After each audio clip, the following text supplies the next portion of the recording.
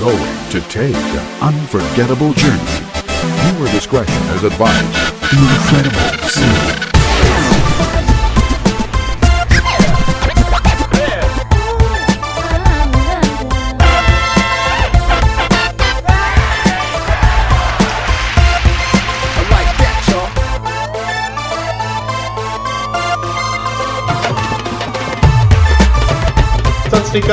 Sat Sri Akal Ji, oh, Sat Sri Akal Ji. This is the one, the only, the Incredible Singh. Thank you so much for tuning in to another episode of the Incredible Livecast. And let's get this week going here. As usual, you know how the show works. It's all about things that affect us. Well, I guess me in my case. Haven't heard back for emails here, but definitely hit me up at theincrediblesing@hotmail.com. Let me know what you think about my show and the topics that I'm discussing here. So let's get into this week's Song in 60 Seconds, and it goes to Dips Bhangra featuring Apna Sangeet. Vajje Apna Sangeet, Vajje Apna Sangeet. So good. Brand new track called Yaaroh Punjabi, and getting these two back together, KS Bhangra as well as Sardara Gill. These guys were absolutely amazing in the 80s and the 90s, so I'm really glad and really happy that his son Dips decided to bring them back together for this track. Brings the old school, brings a lot of memories back for me when I was growing up, and just the sound profile, the sound, the flavors, when you put it all together, it just sounds really yummy, and you just want to dance. Like, I just feel like partying right now. I'm doing a little bit of this, a little bit of that, a little bit of this, a little bit of that. Absolutely wicked track. It definitely takes me back. When you compare it to the electronic sounds and auto tone, this and that, this song, there's no comparison when it gets to the original players that brought Bhangra to the music scene in the UK and quite frankly to the world. So I hope you like this piece. Hit me up on all my social media platforms. You can listen to the full audio podcast on mixcloud.com/theincrediblesing, or you can watch my shows directly on youtube.com/rickbarmy. I'm going to leave you with this. Stay positive, stay focused, stay blessed.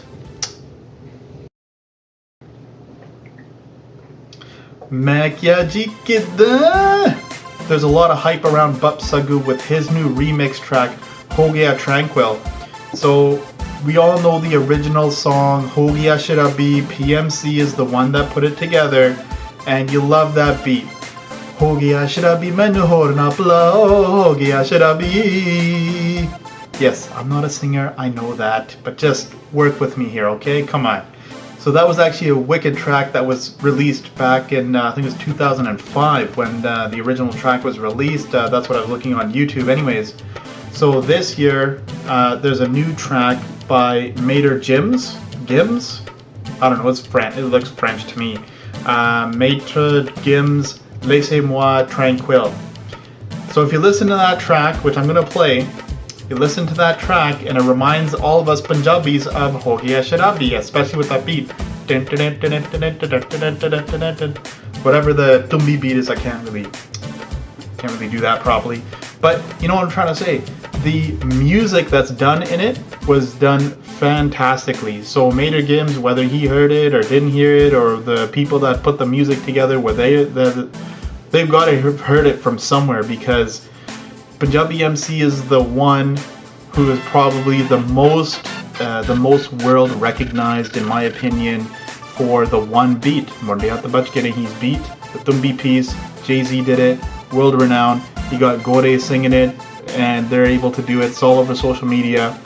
Every time people hear that song in a club, doesn't matter if you're white, black, brown, purple, yellow, whatever color you are, I don't know what it is. You just get super happy when you hear that beat, and then you just want to jump on the dance floor and rip it up.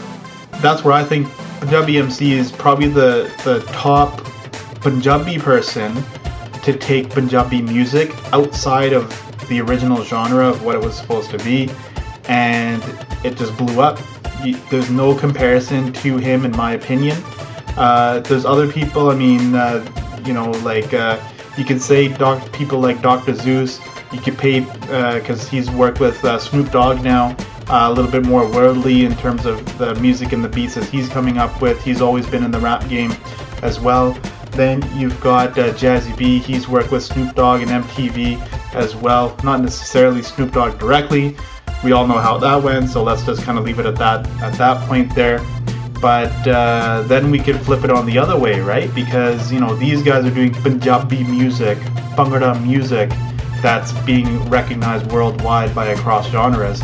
Well, if we're going that way, you know what, I'm kind of going sideways off my topic here. I wanted to talk about Bap Sagu and those guys.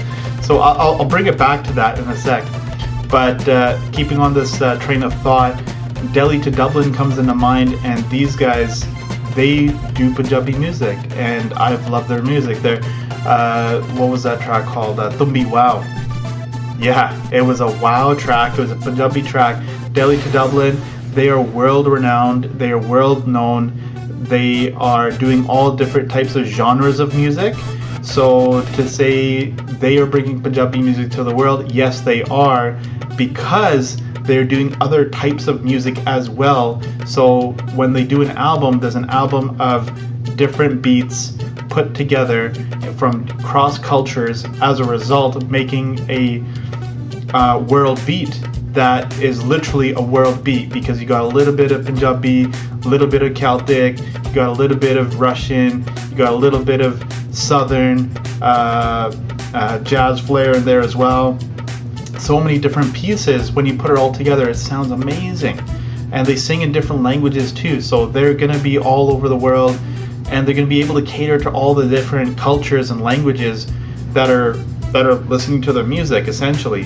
Whereas bhangra music is only catered towards Punjabi people, or who are able to understand Punjabi language. So there's a very small group of Punjabis in the world compared to other genres, other cultures. So as a result, the widespread feel of Punjabi music is still very limited, but it keeps getting bigger and bigger and bigger, and is becoming worldly known. Bhangra teams across North America, there's Chinese people, black people, white people that are like all involved in the dance itself as well. I actually competed with and against people that are of non-Punjabi descent as well, so that's pretty amazing to see how Punjabi music, bhangra music has morphed and transformed over the years, being only in India, only in Punjab, to where it ended up blowing up in the UK, to coming across to North America,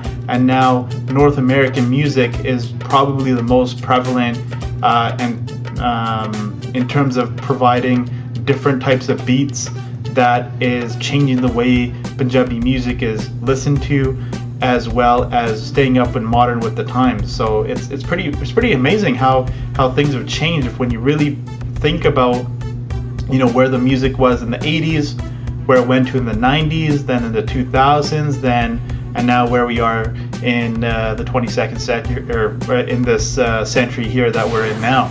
So and this decade, this era, I guess you could say. So 2020 is around the corner.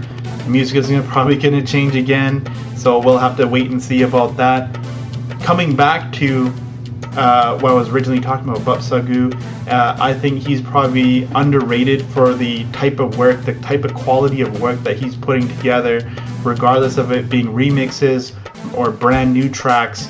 He's out there doing so many different things right now, so I'm really impressed with the type of work that he's putting in, the manpower, the hours that he's doing to not only portray himself through social media, but also to display his music, his talent, and growing across genres, especially with this track that he's put together, Ho Gaya Tranquil, which is a mix of Ho Gaya Shrabi and Laissez-moi Tranquil. And there's a little bit of PMC's Balle Balle, what was that song called? Morni, that was the one. So there's a little bit in there as well. So I'm going to leave it at that. I'm going to play those tracks, so stay positive, stay focused, and stay blessed. Yo, yo, yo, this is the one, the only, the incredible Singh. Thanks so much for tuning in to the incredible Livecast. This show is about things that affect us well, I guess mainly me, but I want to hear what you have to say as well. So definitely hit me up at theincrediblesingh@hotmail.com. Let's talk about Jasmine Sandlas and Shady Man, who just came out to the 5X block party not too long ago, and the show was absolutely fantastic. It was a free show at Surrey Central. I forgot the name of the park, but the park that's across from Surrey Central in Surrey, BC. There's always a lot of shows that are happening over there, and they're generally free shows. So whoever wants to come in, they can come check it out. Jazzy B was there a few years back, and Just Sidhu was there as well. So a lot of like talented artists from the Punjabi mainstream have been there and performed for thousands of people that have been there. Singh was there as well, and that was an absolutely fantastic show as well. So it's interesting. So the show itself went great with Shady Man and Decibel Entertainment. Jasmine Sandlas, Intense was there, but the part that I found out about, which kind of threw me off a little bit. So Intense lit one up, and he passed it over to Jasmine Sandlas, and she took it and she smoked that as well. No. I don't think that's a good idea for your image. I don't care who you are in the Punjabi music industry. It is not a good idea to be sparking one up when you're on stage performing. You are not hip-hop gangsters. Yes, you are in Surrey. Yes, a lot of people do it in Surrey. Yes, the crowd was probably doing it as well. But if you want to be a top dog in the Punjabi music industry, then doing that type of stuff shouldn't be done in the first place. If it's illegal, that's a whole different thing. We are not there yet. It is accepted, it's not legal. There's two different things. However, regardless of whether it's legal or not is irrelevant.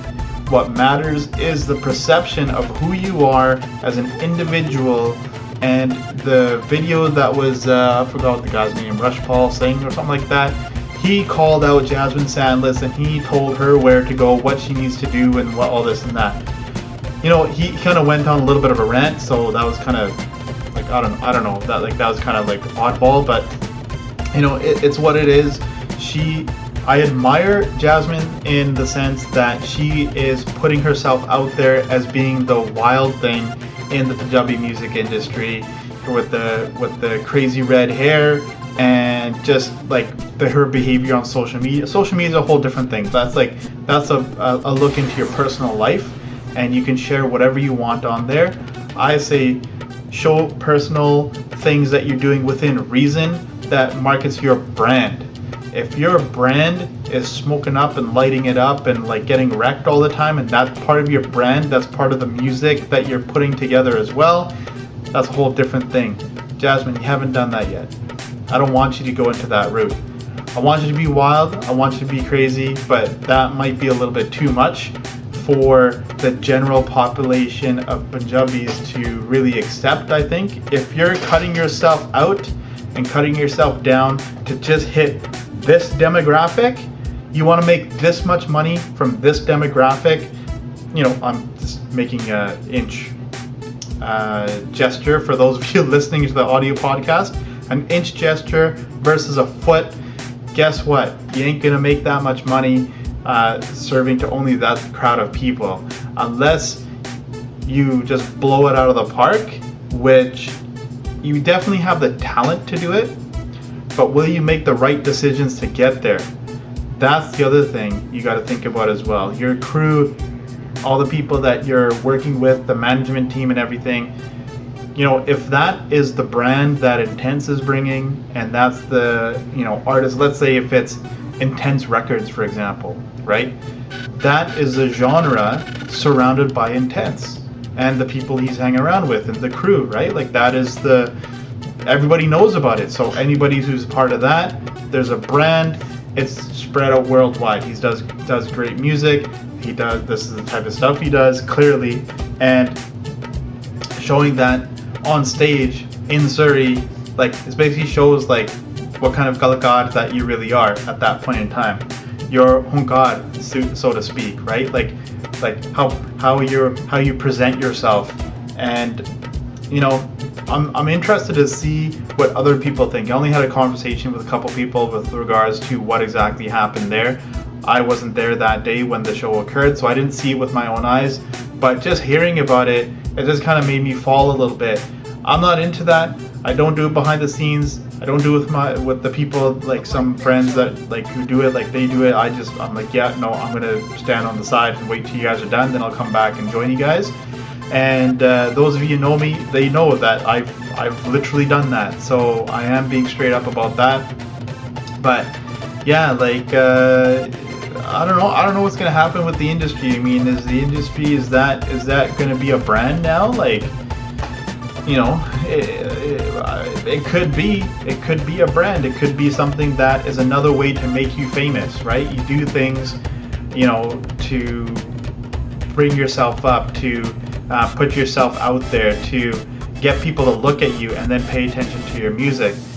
Sip Sip is a great track, right? We've talked about that. It has the 112 beat in the background with Only You, and you know, she kills it. Her song before that, Vida, I thought that was a crazy track as well. Bambajat with Amrit Man, that was a fantastic track. What was the other one? LV the Gene, I think was the other one. That was a crazy awesome track as well, and that made headway because the video was shot in one take. So the whole thing, when you put it all together, she's done really amazing things. So why is she gonna screw it up by doing silly things like this? I mean, yeah, you're the wild person, the wild girl, the only wild girl in the Punjabi music industry to go to that extremes, maybe. But then again, you're the one that's really up there, really made a name for yourself. So, you know, if it works for you, then do what you got to do. But you know, in terms of you know, artists in general, like, I have no personal investment into what these artists do on their personal level. I'll be honest, the only, on a scale, I guess, like the only individuals that I've had like a personal connection with, where I've worked with them, was Harpajan Man, Dr. Zeus, Jazzy V, Roach Killer, and Zora Randawa. I've worked with Fateh, but not to that extent. It's very, very brief. AS Gun was very, very brief. I met the guy once, and then that was basically it. Baldi Sagu, same thing. B21, same thing. Just, you know, work with them on stage. That was basically it for performing. A few other artists I can't think of off the top of my head here. Balwinda Safri, worked with him as well. So the way that they portray themselves in front of people and behind the scenes, most of them are pretty much the same. Like, if they are the way that they are, right? So, you know, those are the only people that I can say that have done something and they're continuing to, you know, do work that is really standing out for everybody. So, bringing it back to Jasmine, we'll see what happens next and see how the next songs go for her. Hopefully she still continues to do well and there's not a lot of hate that goes on. But yeah, definitely keep that in mind when you're doing, you know, being you. You know, if you're trying to be the Nicki Minaj of the Punjabi music industry, quite frankly, I don't think the people are ready for a Nicki Minaj in the Punjabi music industry. But there's people that want it, like me, but then there's people that don't, that are not interested in that type of thing. So, you know, smoking up and stuff like that on stage depends on the crowd, I guess. I mean, if the crowd was feeling it, they were doing it, they were cheering you on, then whatever, right? Like, it's, you kind of go with the flow with the crowd that you're trying to please. So, well, I wish you all the best. I'm the Incredible Singh. If you're gonna hit me up, do that on all my social media platforms. Hit me up at theincrediblesing@hotmail.com. You can listen to the full audio podcast on the mixcloud.com/theincrediblesing. And you can watch me directly on youtube.com/rickfarmy. On that note, stay positive, stay focused, and stay blessed. Yo, this is the one, the only, The Incredible Singh. Thanks so much for tuning in to the Incredible Livecast. this is a show about things that affect us, well, I guess mainly me, but hit me up. I would definitely want to hear what you have to say at theincrediblesingh@hotmail.com. Over the last couple of weeks, there's a few interesting things that have been happening with my workout regimen. For those of you that have been following me for quite some time, I work out, I show it on my Instagram, which flows over to my Twitter and Facebook pages as well as Tumblr. So, you know, for those of you watching me, and if I'm motivating you, definitely let me know that I'm doing that, because me motivating you and you letting me know that I've motivated you or, you know, improved something in some sort of way, you know, that really motivates me to continue doing what I'm doing. So definitely hit me up and let me know. It doesn't matter what it is, just like it, share it, comment, whatever you need to do. That'd be really, really fantastic that you could do that for me. The last couple of weeks, like I said, in the last several months, so we got to backtrack a little bit. Last several months, I talked about January and February. I kind of fell off the bandwagon in terms of working out. Even back into March as well, I kind of started bringing it back in. So I started doing the home workouts. I have an app on my phone called Home Workouts, and for those of you watching on YouTube, I'll show you that here. Home workout. There it is. So home workout. Basically, you could do all these different exercises. You can. Oh, there's some advertisements. Of course, there's advertisements. So you could do a full body challenge. You could do a lower body challenge. You could do your chest exercises. There's beginner, intermediate, and advanced levels. Abs, arms, shoulders and back, and legs as well. So you can enter your weight in there. It gets tracked into Google Fit if you're following into that way of keeping track of what you're doing, what your exercise routine is. And you can see here, I'm going to zoom in a little bit here, but for those of you on YouTube, you'll be able to see this. So you can see my foot counter. You can see my daughter in the picture, but you can see the foot counter right there. That's actually steps. So today I'm sitting at 5,199 steps, but I haven't done my workout yet. So as soon as I do the workout, it actually gets calculated in there as a workout, and it actually generates steps in there as well, like the equivalent for the steps based on the type of workout that I'm doing. Obviously, if I'm doing sit-ups, there's no walking, so it doesn't get calculated in there like that. But if you're doing other type of exercises, it definitely gets calculated in there. Track your walking, track your running, track your jogging, track your elliptical, biking, swimming, whatever it is, you can track that all in these applications as well. Why is that important? Well, the reason why it's important is because all we do is sit on our butts all day long. This show, I'm literally sitting down and doing this show. After I finish talking into the camera, I'll be sitting on the computer and editing everything so I can get it out to you guys. So for work, I do a sit-down job. I sit in front of the computer and I sit down for 7.5 hours a day doing my job and helping people with, well, actually I won't talk my job, my regular job right now, but it's interesting how, you know, this is the life that we live in. We're living in a lifestyle of sitting down all the time. Everything is on our phone. We can get access to all these different things. You know, people who are out and about doing things, you have to remember that you have to have the proper gear. You have to go out and play, run around, walk around, do all these different things. You know, getting to 6,000 steps a day really isn't that hard if you go for a 25-minute walk, say twice a day. 25 minutes, let's say 30 minutes. 30 minutes gives you about 2,200 steps, roughly 2,300 steps. If you go for a walk. So if you do 2 walks a day, that's 1 hour a day of walking, a little bit in the morning, do a little bit in the afternoon, do like 20-minute walks, 20 minutes in the morning, 20 minutes afternoon, and later on at night you can do 20 minutes at that time. It's really not a whole lot. That gives you about 6,000 steps in a day, plus on top of all your regular stuff that you're doing. But if you're not working out on a regular basis 3 to 4 times a week, something goes wrong in your head. Something goes wrong in here. There's a lot of like videos and stuff like the cortisol doesn't form properly or the epinephrine and this and that. I don't know what the words are properly. I'll just tell you this. If you don't work out, things don't flow in your head properly and it makes you sick.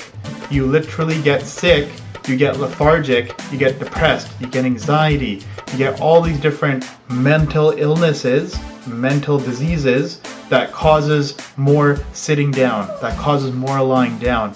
So you need to get off your butt, you need to go for a run, go for a walk, go do something, go pick up some weights, but do minimum if you can do it, 20 minutes minimum. If you do all the stuff that they tell you to do, they tell you like 30 minutes a day for this and that. You know what? It didn't matter what it was 10, 15, I'm going to say 15 years ago. 15 years ago, it didn't matter. We had this technology, we had the cell phones and things like that, but not to this degree where we're sitting down this much. We still got up and walked around and talked to people and intermingled with these people. We still went up to Lynn Canyon and went for a hike. And today, like, I'll be honest with you, the last time I did Lynn Canyon, I am not kidding you, is more than 20 years ago. More than 20 years ago, I went up to Lynn Canyon and I went for a hike. I've never gone back since. I need to go. I know that. The other thing is the Grouse Grind, so Grouse Mountain. So I've been there, I've done it like, 3 times in my lifetime. In my lifetime, I've done it 3 times. It took me 2 hours to do it. To be honest with you, that's a horrible time. Should get it done in an hour and 15 minutes. That's a good time. People doing like 40 minutes, 30 minutes, 27 minutes, this and that. There's records all up and down that you can find out as well. But you need to work out. That's my bottom line. That's the what's happening. So if you don't work out, you don't do the minimum 30 minutes that I'm talking about or that they're talking about, at least do 20 minutes. You can do 20 minutes. 20 minutes 3 times or 4 times, let's say 4 times. 4 times a week, 20 minutes straight. 20 minutes straight of jogging. It may hurt like heck when you first start it, but at least you're doing something where you're making your brain react and do these certain things that flow and stuff like that.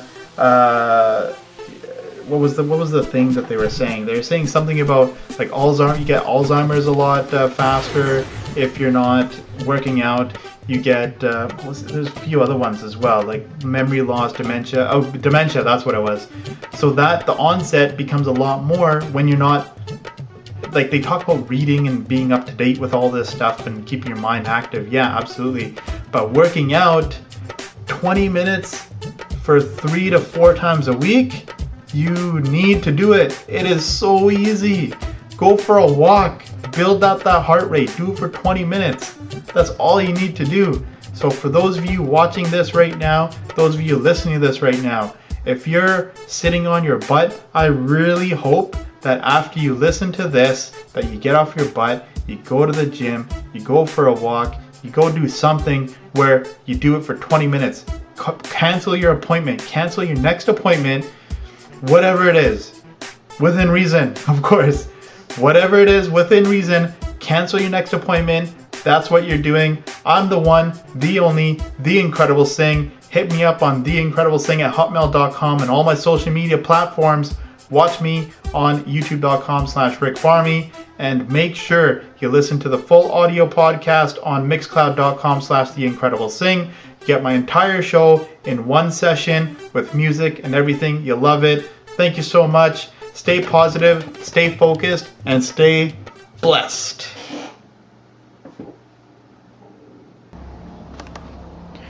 Alright guys, thank you so much. That brings us to the end of the show. I hope you guys enjoyed the show. I really enjoyed doing the show this week.